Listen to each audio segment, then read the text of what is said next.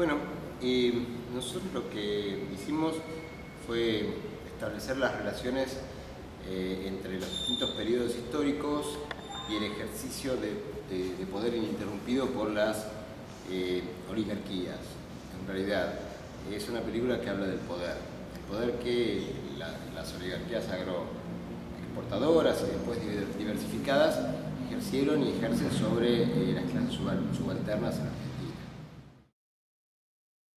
En Argentina tenemos dos grandes proyectos de nación. Un proyecto oligárquico que puede ser llevado a cabo en el siglo XIX por las familias tradicionales de esa oligarquía terrateniente, o después también por esas oligarquías asociadas con otros actores sociales que siempre detentan un pensamiento oligárquico, un pensamiento antidemocrático, un pensamiento excluyente, un pensamiento racista, y que en el fondo sienten que los dueños del país son ellos.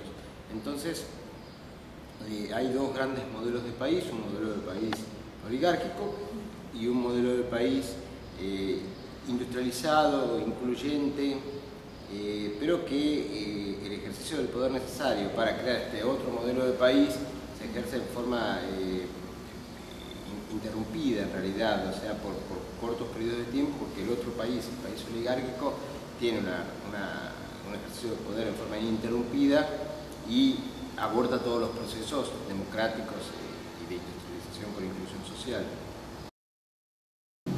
Bueno, la familia Martínez de Oz es la banda criminal más grande del país. Pensemos que la banda del Gordo Valor sería algo muy chiquito al lado de la banda de Martínez de Oz. Es un grupo de delincuentes que de generación tras generación les enseñan en su familia a matar, a asesinar, a estafar, siempre todos estos delitos con motivos económicos, para apropiarse de las riquezas de la gente que mata, que secuestra, que desaparece. Por ejemplo, con las invasiones inglesas, Joseph, se llamaba así, Martínez de Oz, fue nombrado administrador de aduanas por Beresford, por el invasor inglés. Tuvo un cargo de funcionario con la administración inglesa de la ciudad de Buenos Aires. Después, el 22 de mayo de 1810, el mismo Joseph Martínez de Oz, el primero de la saga y el fundador de la banda, vota en el Cabildo Abierto del 22 de mayo de 1810 a favor de continuar bajo el yugo del reino español. Después hay un proceso muy interesante que nosotros lo probamos en la nueva película, de aprendizaje de esta familia.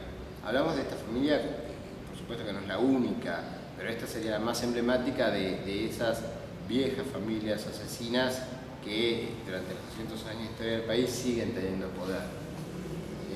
Entonces hay un proceso de aprendizaje de utilización del ejército para matar, desaparecer gente. Esto está financiado con deuda externa y el motivo de estos asesinatos son apropiarse de las riquezas de esa gente. Eso comenzó en forma masiva con la enfiteusis de Rivadaviana, que fue instancia también de un Martínez de Oz. Después con Rosas tampoco le fue mal, porque enseguida se acomodaban, estaban bien. También Rosas al fin y al cabo era un estanciero nacionalista, pero era un estanciero. O sea, estos son estancieros, pero son totalmente cipayos de patria, pero Rosas era un estanciero nacionalista, ¿no? Entonces ahí también les va bien, y bueno, después siguen haciendo grandes matufias cada vez en forma más profesional, y ya el gran golpe lo dan con el gobierno de Nicolás Avellaneda y la campaña contra los indígenas comandada por el héroe de la guerra, como yo le llamo, de la triple infamia, la guerra contra el Paraguay, que era Roca. Fue el gran héroe de la guerra por las tropas argentinas. Y bueno, y eso fue totalmente creado y financiado por la Sociedad Rural Argentina, cuyo primer presidente y presidente en ejercicio al inicio de los preparativos de la guerra contra el indio fue José Toribio Martínez de Oz. Bueno, entonces ahí se quedan con 2,5 millones de hectáreas de los indígenas, eso les da un poder enorme,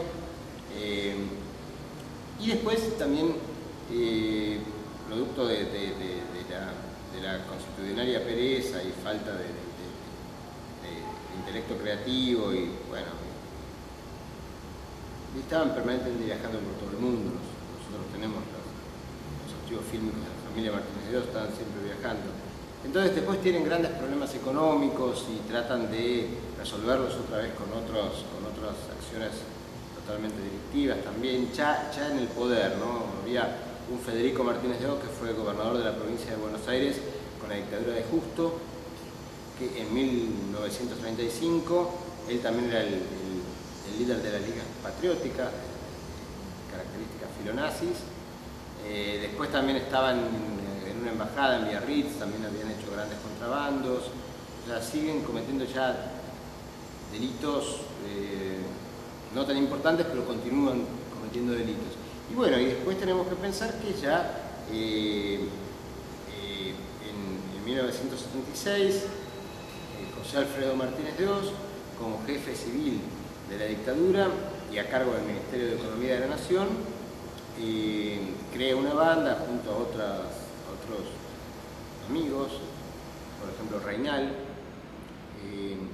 y se apropian de 600 empresas de argentinos, mediante el secuestro, mediante la tortura y en algunos casos mediante también la desaparición de los propios empresarios.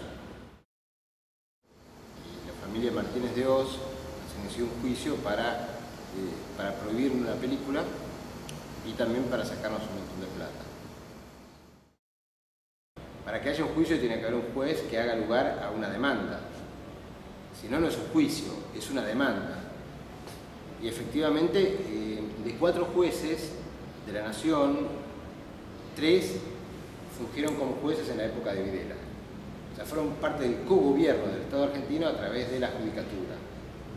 O sea, cogobierno por Martínez de Oz, que era ministro de Economía, ¿no? Entonces, es posible este tipo de persecuciones judiciales, juicios, porque todavía hay jueces de la dictadura que, además de haber sido nombrados en la dictadura, siguen siendo orgánicos a sus antiguos patrones.